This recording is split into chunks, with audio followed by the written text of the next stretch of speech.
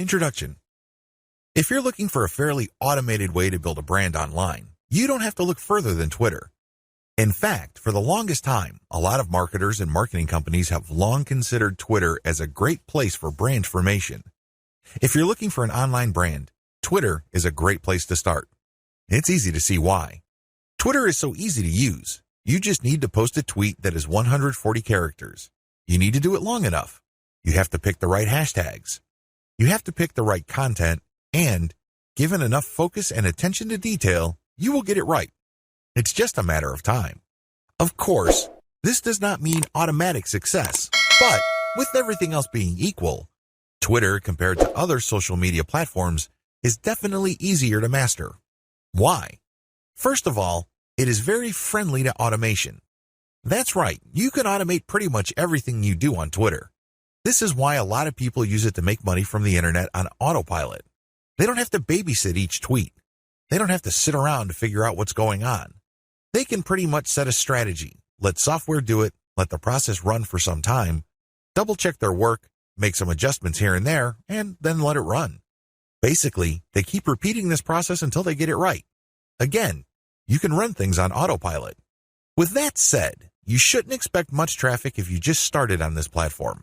I hate to break it to you, but just like with anything else in life, you can't start out at the top. You can't expect massive success without having put in the time. While the actual work involved in Twitter can be so well managed that it almost feels like everything is automated, it still requires work. I know this is going to discourage a lot of people because a lot of people are looking for get-rich-quick schemes. A lot of people are looking for some sort of one-size-fits-all, cookie-cutter, instant success formula. Unfortunately, Twitter doesn't work that way. It can deliver success pretty much on an automated basis, but you have to pay your dues to get there. Everybody is different. Everybody's situation is different. Everybody's goals are different. This is why you need to put in the time. The good news is if you are able to do that, you will be greatly rewarded by this platform because of certain key features of this system. What is so great about this platform is that it has fairly easy mechanics. It really does. When people use Twitter for the first time, they just tweet away. They just think of things to say, and in 140 characters, they tweet away. Sooner or later, they realize that they would reach a much wider range of people if they use hashtags. Even later, they figure out that people who tweet about certain topics all the time are more likely to send them more visitors or more interested followers if they engage with them. In other words, Twitter is one of those platforms that you just have to figure out in broad terms to lay out an initial strategy. Implement that strategy, and then learn from your results. Do these first before you start marketing on Twitter. Before you even seriously think of starting on Twitter, do these first. If you set up a website, you should have been doing these already. Just in case you are unclear on the concept or just in case you did things out of order, here are the things that you should do before you even think of marketing on Twitter. Pick your niche. It's really important to understand that if you want to be successful on the internet, you must have a laser focus on how you're going to make money. A lot of people are clueless regarding this. In fact, a lot of them think that they just need to buy a system that somebody else has built and they will make money. What they're really saying to themselves is they're too lazy to think through their online business. That's always a dangerous proposition because when you let another person do your thinking for you, you're going to have to deal with the consequences.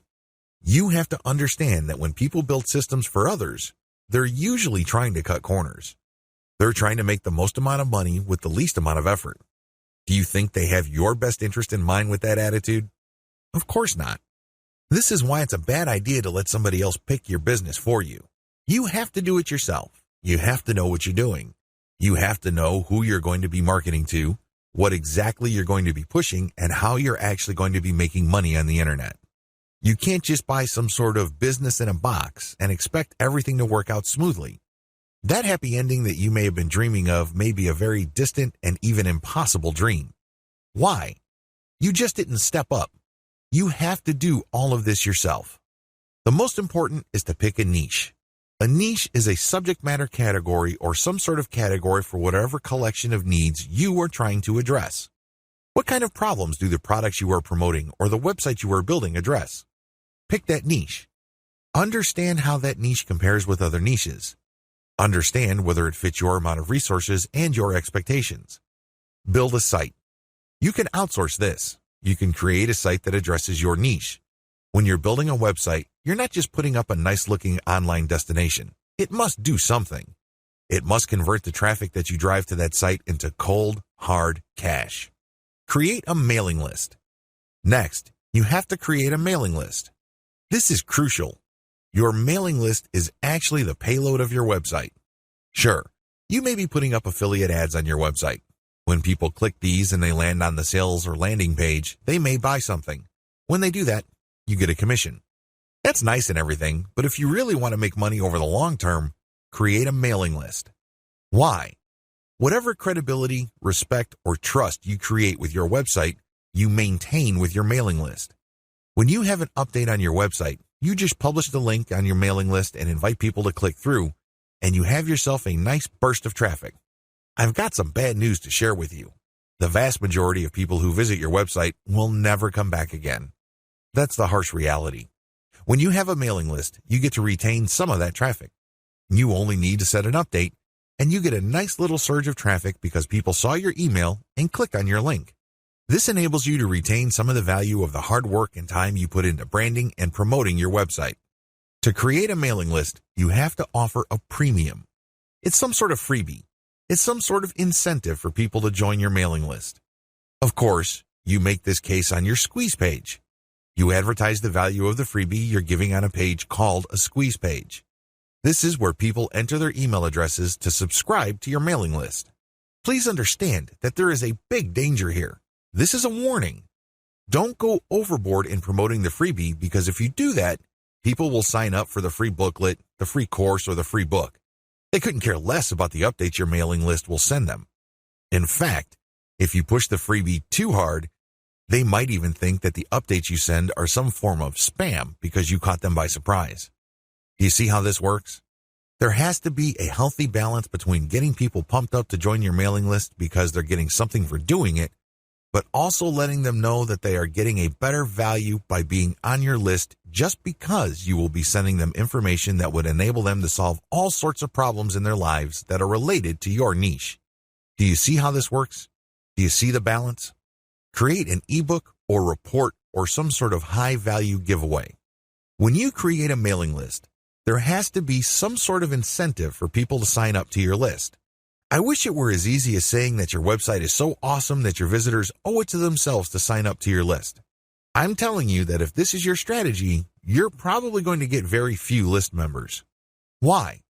People need a push. They may be impressed by your website, they may like what you're doing, but this may not be enough to get them off the fence. To many people, entering an email address into a field is a lot of effort. You have to give them some sort of valuable incentive for them to sign up for your list. Generally, I would use some of my popular blog posts, or I would come up with a distilled version or a cheat sheet version. Usually this works. Other times, I would use some sort of massive compilation of resources that are an answer to people's problems. Whatever the case may be, the value of the incentive must be obvious. They don't have to be Sherlock Holmes to figure out the value of what you're giving away. Again, to reiterate, the value must not be so big and steal so much of the spotlight that people forget that they're signing up for a mailing list. It must share equal billing with the list. You have to promote the freebie in such a way that it is still clear to the person registering to your mailing list that they are signing up for a mailing list. Find top-notch content in your niche. Once you've set up a website and a mailing list, the next step on your journey to marketing your website and mailing list on Twitter is content. It's easy to get tempted and think that you're some sort of niche genius. You get all excited about a hot idea or a hot blog post topic, so you write a blog article. You put in the time, effort, and energy to do that, but what happens? 9 times out of 10, that content doesn't work. For whatever reason, people do not seek it out. You don't get traffic with it. You're not alone when this happens. The idea of build it and they will come is a dead end. Thankfully, there's a shortcut. Focus on content in your niche that already works. Look at the social media accounts of influential people or companies in your niche. Look at the content they're sharing. Pay attention to how many social signals they get. Do they get a lot of retweets, likes, favorites? Do they get shared a lot on Facebook? Using this objective social signal information, select their best content and reverse engineer it. Reverse engineering top-shelf niche content. Now that you have a clear understanding of what's hot and what's not in your niche, the next step is to reverse engineer your competitors' best content. How do you do this? First of all, you just focus on their topic. If they're talking about a certain personality in your niche, then talk about that person, because obviously the fact that they're getting all this attention from your niche audience means people are truly interested in that personality. However, don't stop there. Come up with something new. Maybe interview that person directly, or maybe take some sort of controversial angle. Maybe you can give more complete information. Whatever the case may be, come up with content that is obviously superior. This is what's going to make your tweets more popular. This is what will speed your branding efforts up. I'm sorry, but if you're just going to offer the same content that everybody in your niche is already offering, there's really no reason the people you're reaching out to should follow you. Think about it. If they think that you're giving them the same stuff as other sites, why go to you? They can easily have gone to those other sites. Draw their attention based on familiar themes. Keep their attention by doing something a bit different. It doesn't have to be much. You don't have to be a hero.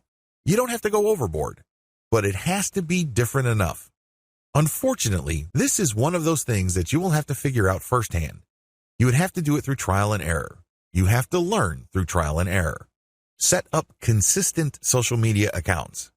Now that you have followed the steps above, you can now start setting up your social media accounts. For starters, you should focus on YouTube, Google+, Facebook groups, Facebook pages, Twitter, and maybe Pinterest. Start with these. Later on, you can branch out to other social media platforms like Quora, Instagram, and others. Your social media accounts must be consistent with each other. Your headers must have the same design. Your biography and other text must have similar elements. The key here is to project consistency. Consistency indicates professionalism. You're not just some random person working out of your mom's garage putting up one random website after the other. It can also help you solidify your brand. If you make a good impression on Facebook groups and people click through to your Twitter account and they see similar messaging, they can see that you are consistent, constant, and offer different types of content. This would help them become more comfortable with your brand. This would help them view your brand as more credible. Commit to specialized content on your social media account. Here's the big danger with having many social media accounts. It's very easy to see that a lot of companies put up a presence on many different platforms. That's great and everything because you have many ways of getting new traffic. The problem is they post the same content across the board. This is a problem. When people approach your brand on Twitter, they're looking for content that is slightly different from the content they would expect on Facebook groups, your Facebook fan page, and definitely your YouTube channel. You have to be aware of these different expectations and give them what they're looking for. Oftentimes, this is as simple as the form of content you offer. Obviously, when you're on YouTube, it would suck if you just offer blank videos of somebody reading your articles. That's not going to work. At least bother to use slideshows with the article. Preferably, you should have some sort of video spokesperson who speaks directly to the people during the video. Each platform's content must maximize the format requirements of that specific platform. Get ready to go manual or full auto. At this stage, you have set up your Twitter account. It is brand consistent. You already have lined up the best content you have researched from your competitors. This content has a lot of likes, shares, comments, and other signs of engagement. This is third-party content produced by others. When people click the link, they go to somebody else's website. They do not go to your site. Why in the world would you share this stuff? What's the point of driving traffic to somebody else's website? Well, it really boils down to credibility. If you make it your job to get all the very best content involving your niche and sharing it from one central place, you become credible and authoritative so much faster than if you just publish your own content. First of all, it's going to take a lot of time to reverse engineer the very best content and come up with your own version. It can also become very expensive. Time, after all, is money. Even if you're not paying a professional writer from places like Ozkey.org, who charge very reasonable rates, coming up with original content can still be a very expensive proposition for you. Why? It will take a lot of your own time to come up with that content.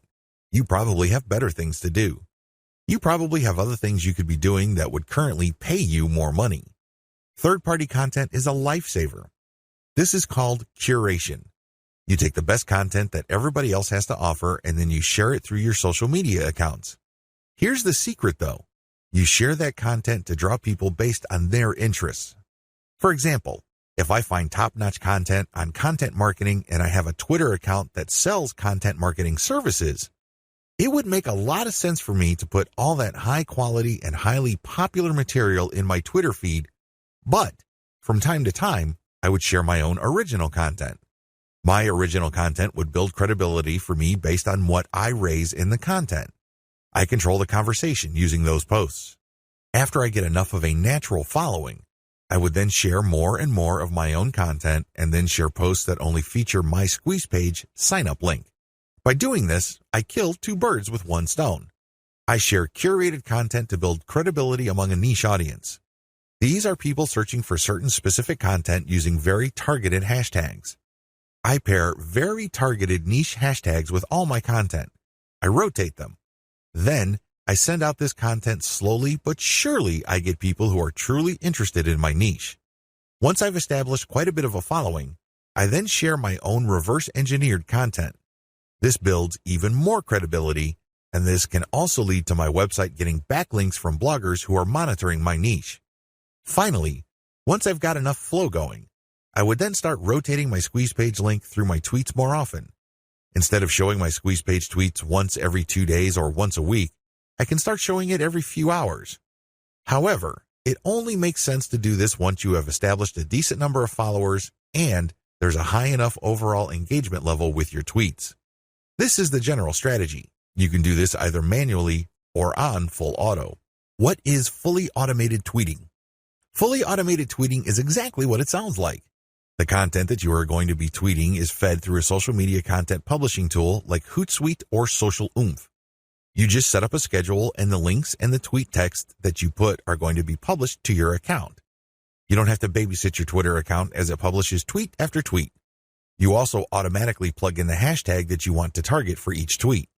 Fully automated tweeting can also mean using certain tools like Follow Liker that actually mimics liking other people's accounts. Usually, when people have their posts liked, they feel good. It feels good to feel like you matter.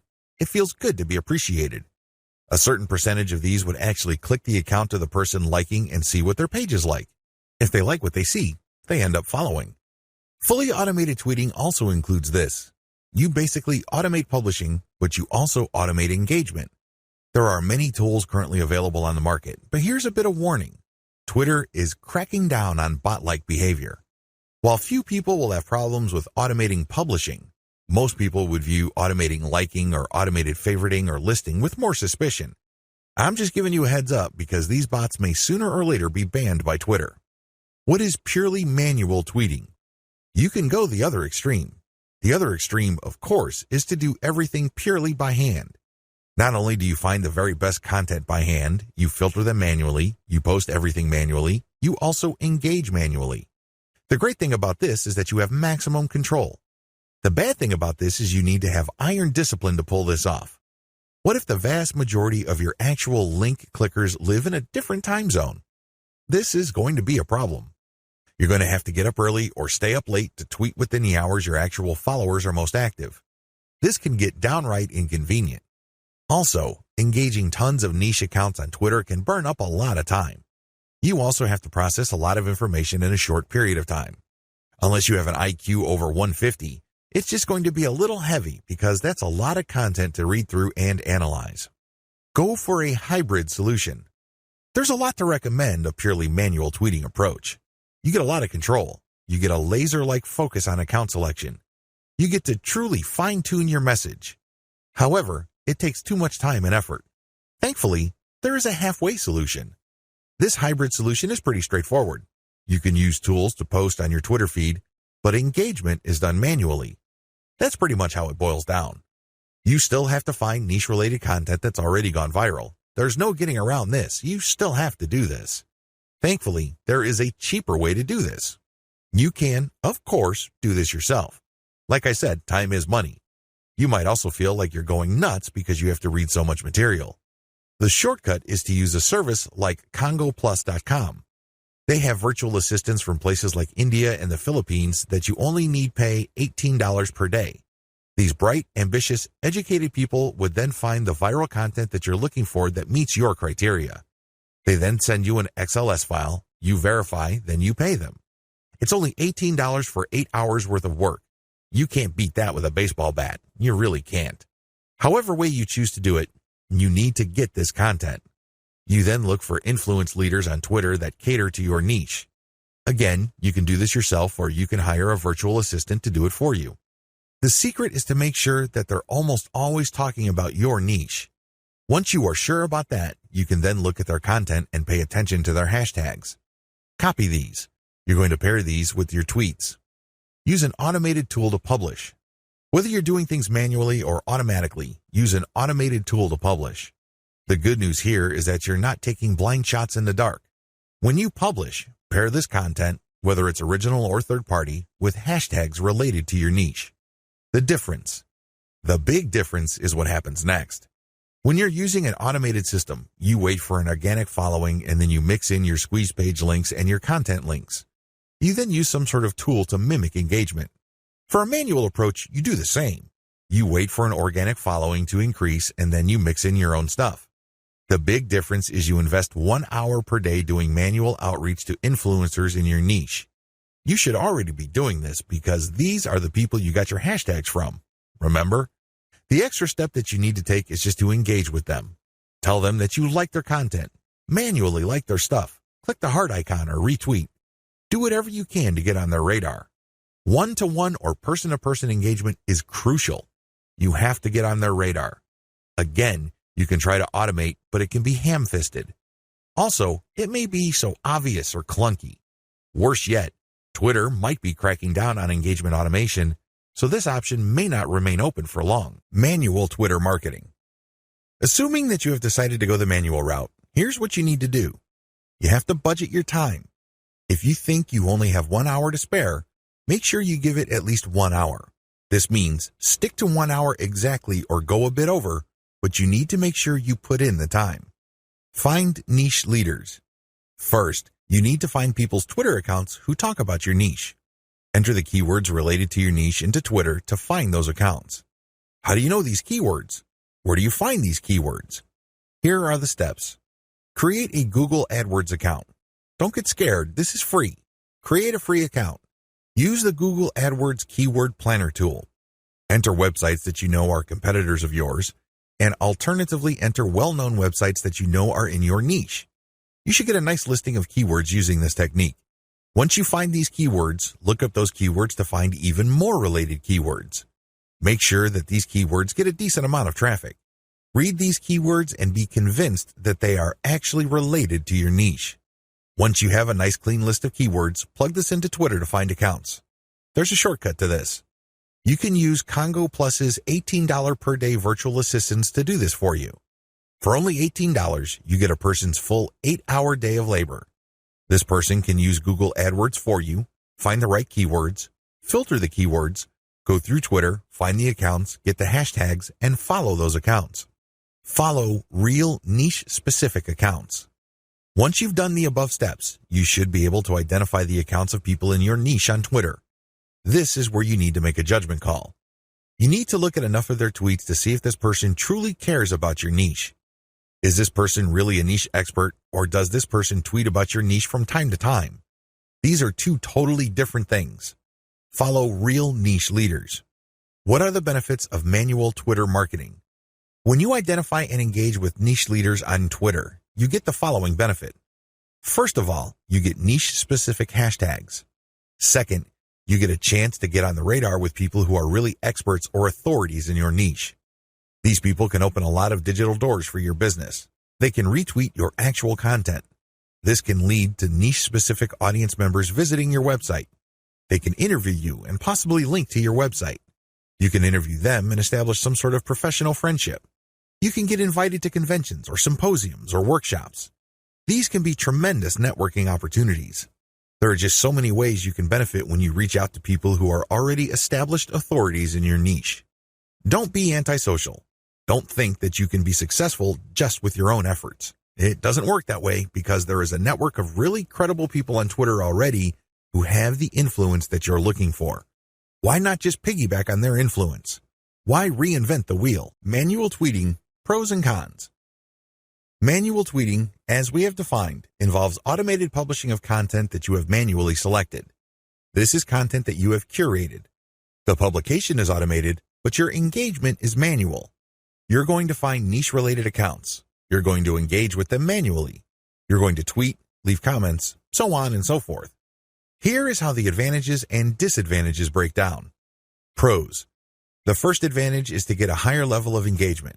You actually get to say to these people what you think. You get to interact with what they have to say. Maybe they're critical about your idea, so you explain your position to them. You give them a counter-argument. You ask for examples, or you rebut what they have to say. When you do this, you're not engaging in a pissing contest. Let me be clear, this is nothing to be emotional about. Instead, you use this as an opportunity to prove to them that you know what you're doing. True experts will accept the fact that not everybody will agree with them. When these experts are satisfied that you argued your position well, even though you don't agree with them, they respect you. They also respect you when you give them information that they may not know. This can lead to instant expert status. You only need to do this a couple of times with the right people and, believe me, they become your cheerleader. Another advantage is you get access to a pre-qualified niche audience. When an authority leader interacts with you on Twitter, they're actually publishing their conversation with you on their feed. This is a big opportunity. Don't blow it. When they respect you enough to keep responding and you give them one top-notch answer after another, they might even retweet a tweet of yours. This is a bonanza. Why? These people are already experts on Twitter in a specific niche field. This means that they have attracted people who consider them authorities. When they engage with your content to the point that their followers see your brand and your content, you get access to that audience. Psychologically, people would see if the person that I respect and admire so much respects this other person who I don't know enough to engage with them respectfully. I should pay attention. If this keeps up and the person who they follow keeps repeating your stuff or keeps engaging with you, it's only a matter of time until some of their audience members would jump over and follow you as well. Please understand, this is not a zero-sum game. It's not like they would unfollow the one expert to follow another expert. Instead, they're already following one expert and they would just follow another expert. They would be following an additional expert. You're increasing the social influence pie instead of fighting over somebody else's influence. They're not losing out. Another advantage to manual tweeting is the speed at which you get backlinks. I cannot emphasize this enough. If you want to boost your website's SEO and you want to get more search engine traffic, you will need backlinks. You can get this much faster when you do manual engagement. The people you're engaging with are in a better position to see that you know what you're talking about. You get to earn their trust and their respect faster. Once this happens, they are more likely to interview you or share content that you posted on your website. Whatever the case may be, this produces a backlink. This backlink really is a measurement of respect for your authority or an acknowledgement of your credibility. It acts as a vote of confidence. The more you reach out to a lot of authorities, the more high-quality backlinks you get. This can boost the overall ranking of your website. Finally, you may be invited to speak at conventions, workshops, or seminars. People might ask you to submit an original article that they would be publishing somewhere else. Best of all, you may get introduced to a big player in your industry. You might get a job offer. You might get some sort of consulting opportunity. Honestly, the range of opportunities available to you is endless. You just need to get out there. The best way to do this online is manual tweeting because you are in full control of your engagement, you craft the public persona you project, and this enables you to be more aware of opportunities as they flash into existence. Disadvantages. The big cons against manual tweeting should be obvious. It takes a lot of time. That's all I need to say. It should be self-explanatory. Second, it's content intensive. While content curation can help you tremendously, it can only go so far. You cannot become a global expert on a particular niche on Twitter and be respected by all other subject matter experts if all you do is share their stuff. That's just not going to happen. Ultimately, they're going to ask you, what about your stuff? What do you have to say? What does your original research indicate? You don't want to come up with a zero when asked those hard questions. Finally, there is no assurance that you will get some sort of alliance. I hate to say it, but certain niches really don't get much coverage on Twitter.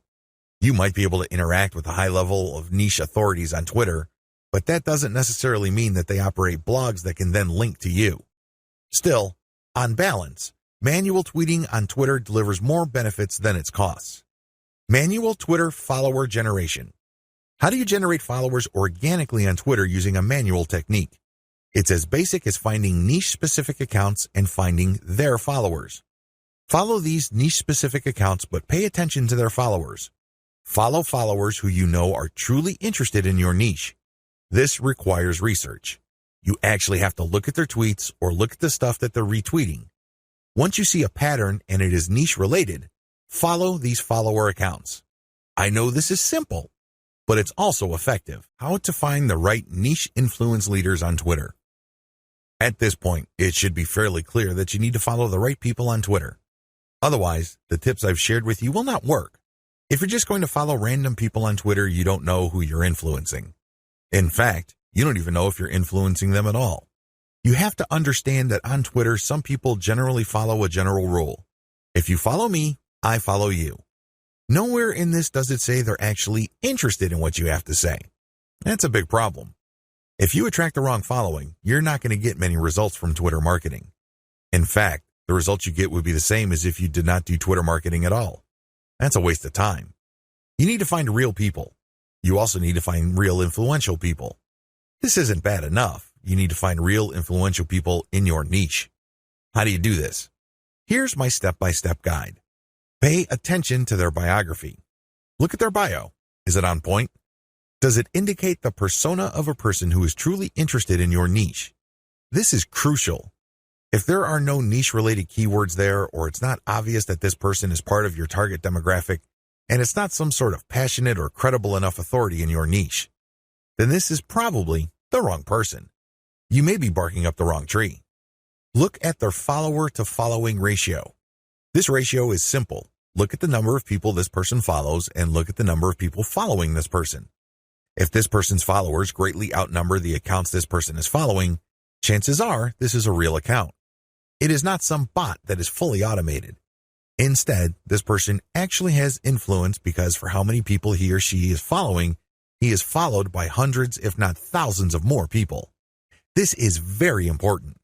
If it turns out that the number of people following this person is pretty much the same as the number of persons he is following, it's probably not a good idea to follow that person. This person is probably just using some sort of software to take advantage of the fact that when you follow people, they follow you back.